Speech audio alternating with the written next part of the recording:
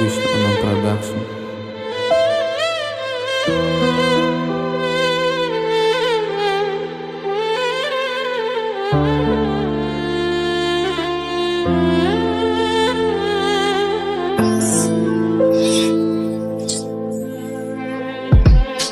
Bayli Sana arzımma dinle meni bay dünya.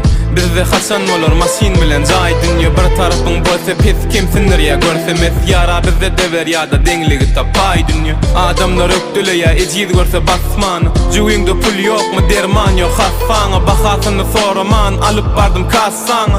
Utanmaz yok olup seyrettim asmanı. Kıyın işte geçip var ya yaşlı garmanı. Vaktimde pulum olmadı beşlik almanı. Esası beşligimi durmuştan istedim. Umidimam kesmedim kâsizem ösmedim. Kâte görüşçümen, kâte futbolist. Peydası yok spordumun köçölörde fatasak. İnsanına eziyet ya gol çekilen barjalist. Kıynancağım ecemir bardan yanıp tutuşsak. dinlemesen ammalı.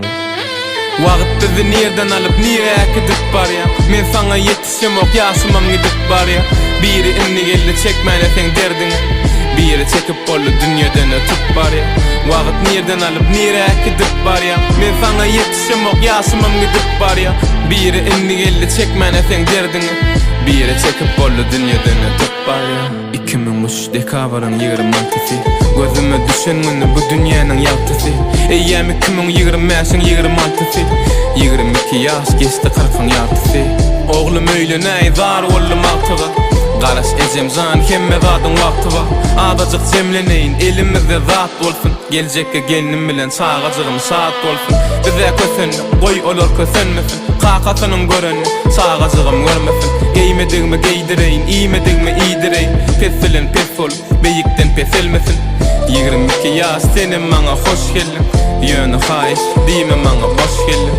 Belki arzulamı hasıl edip bilirsin. Neme gerektiğini tanasan görürsün.